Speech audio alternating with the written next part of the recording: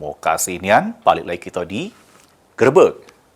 Pemirsa, sesudah bebas jalani hukuman dari Rutan Tangerang, lanang asal Oku Timur balik lagi harus berurusan dengan polisi karena terlibat juru perkara pembunuhan di kampung halamannya tahun 2021 liwat.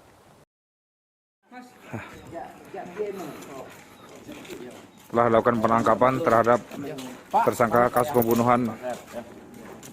Lanang asal Buai Pemuka Bangsa Rajo, Kabupaten Oku Timur ini cuma bisa pasrah pas ditangkap oleh anggota unit Pidum Satreskrim Polres Oku Timur.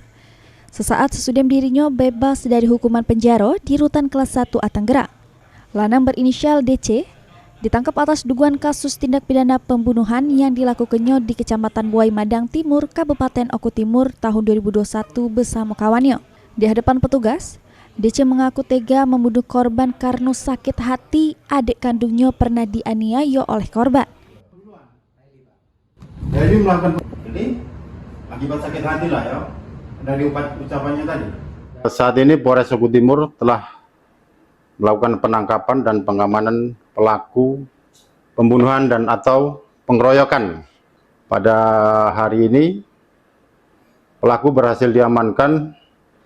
Yang saat itu pelaku habis menjalani di Rutan Kelas 1 Tangerang, Banten. Untuk tersangka